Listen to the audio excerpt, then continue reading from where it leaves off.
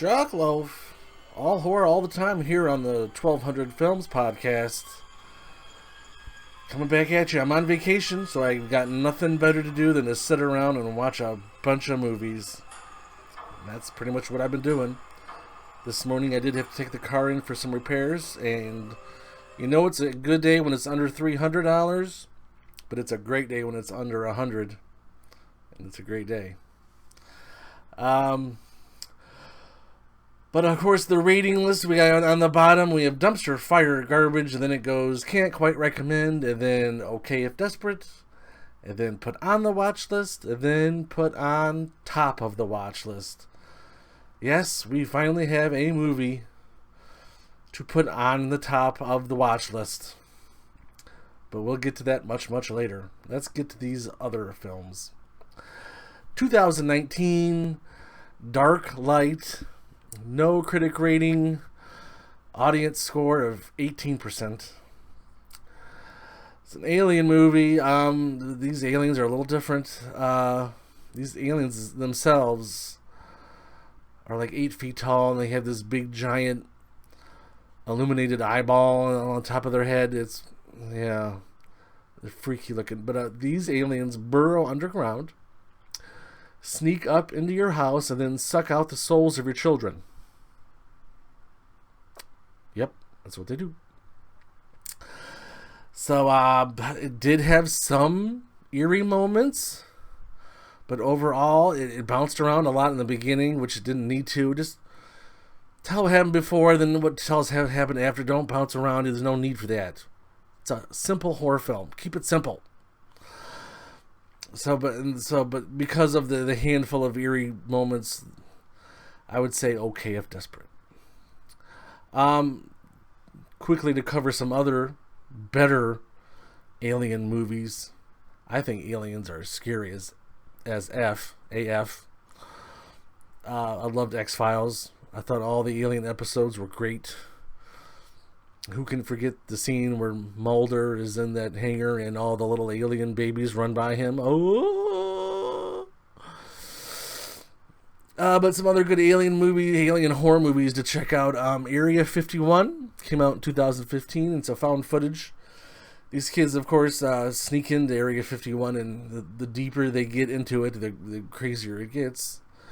And then Dark Skies, which is currently on Netflix. You can want to check that out. And also The Signal, also on Netflix. So check those out. Those are awesome.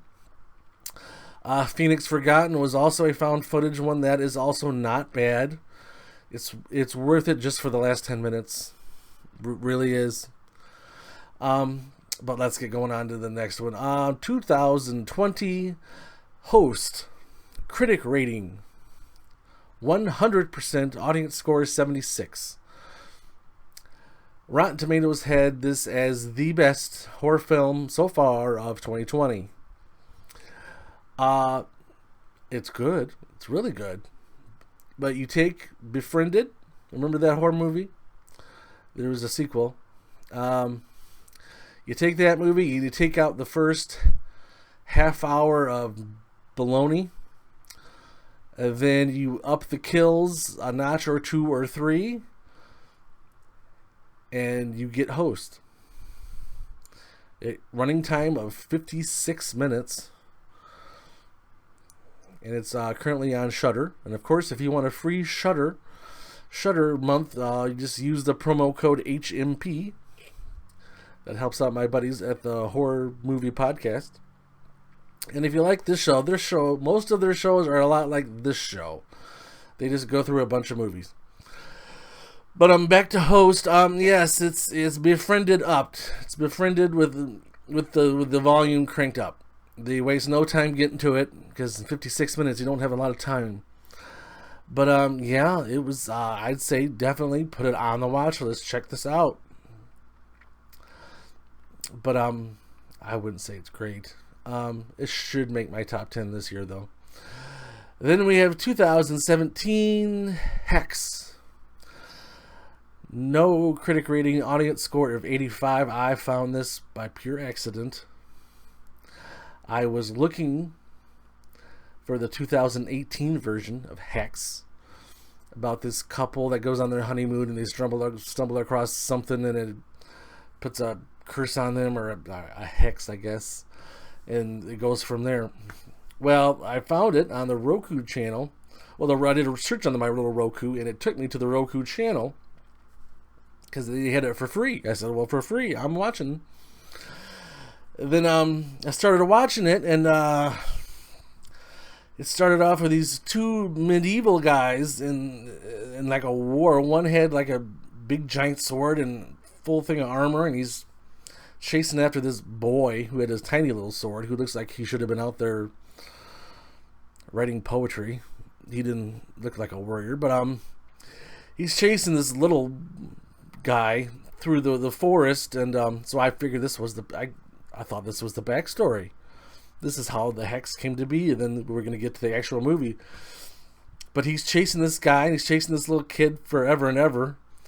And then the young kid comes to this haunted cabin, and all these strange noises start to happen. It's like, aha, here, this is where it comes into.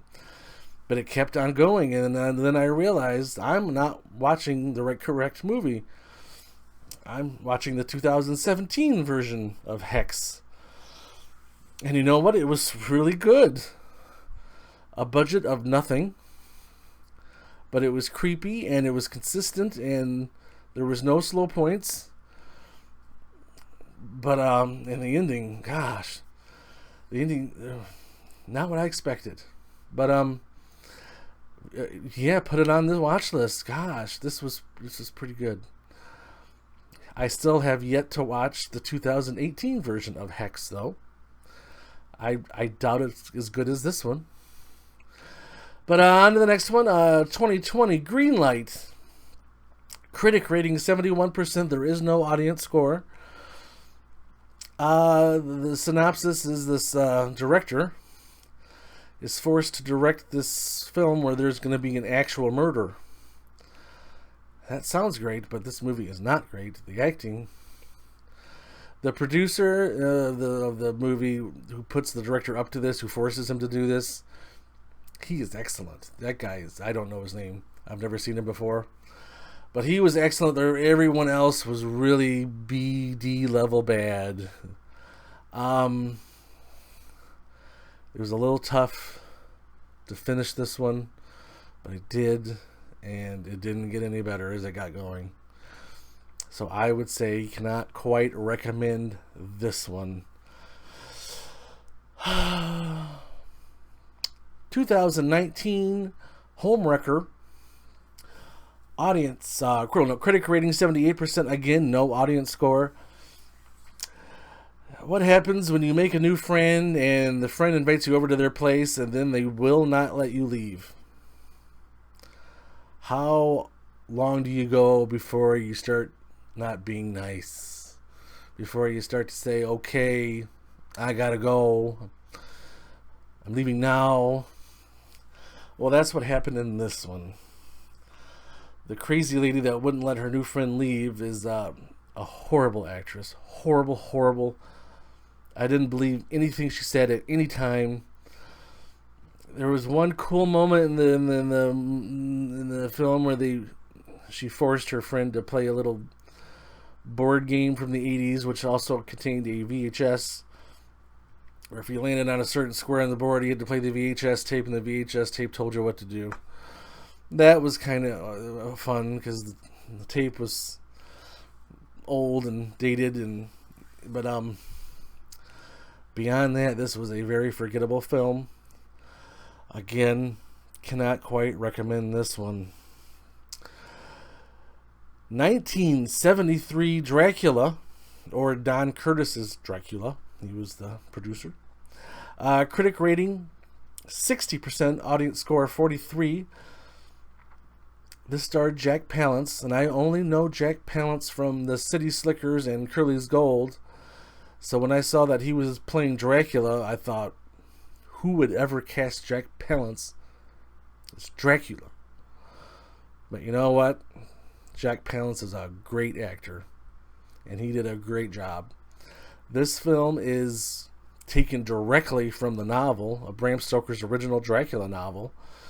I mean, chapter for chapter, and it does an excellent job of capturing the eerie strangeness and the eerie mood and creepiness of the novel. Not so much maybe in the first section where he has the house guest that he won't let leave, but the rest of it captures the novel excellently.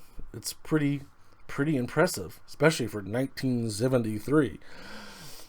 So I would say yes, put this on the watch list. Wow, if you want a good Dracula movie, check it out.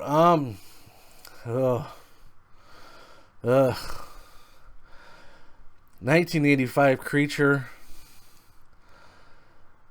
No critic rating, audience score of 12%. I'm kind of surprised it's that high. This was a really, really bad Alien ripoff.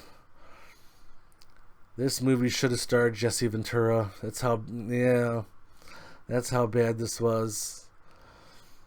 There's nothing original about anything in this. These people need to go fix something or other on this space station out wherever, and of course there's a creature, aka an alien, on there that's killing everyone, and you can probably figure out the rest, because I sure did. Dumpster fire garbage. Don't watch unless you can't go to sleep. If you need to go to sleep, put in Creature. It'll knock you right out.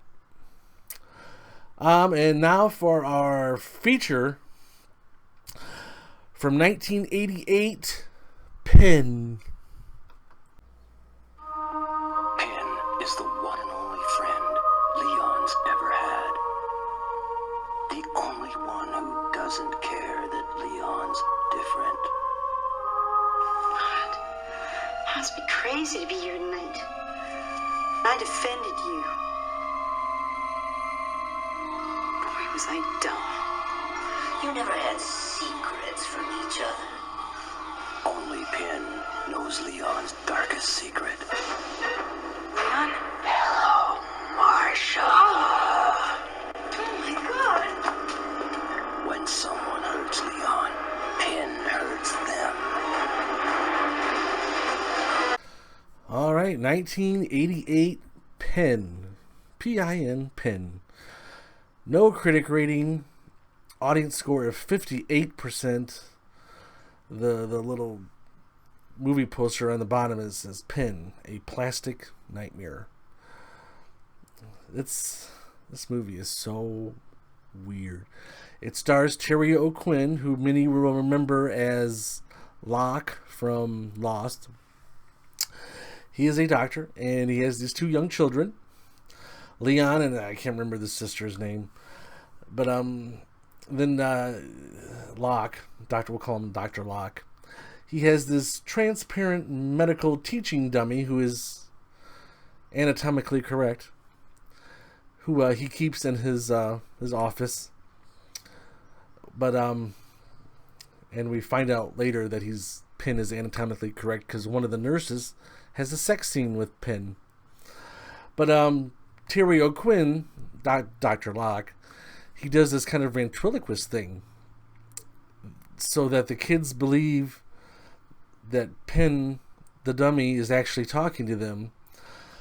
Well, Leon is so mentally messed up that he grows up still believing that Pin is talking to him. And Leon is completely psycho.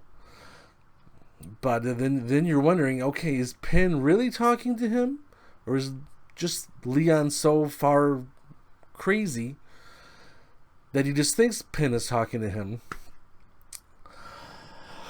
But then each time they get separated, bad things happen. I mean, this film, all you gotta do is take a look at the Pin dummy himself, and you'll want to watch this film. That's all I saw.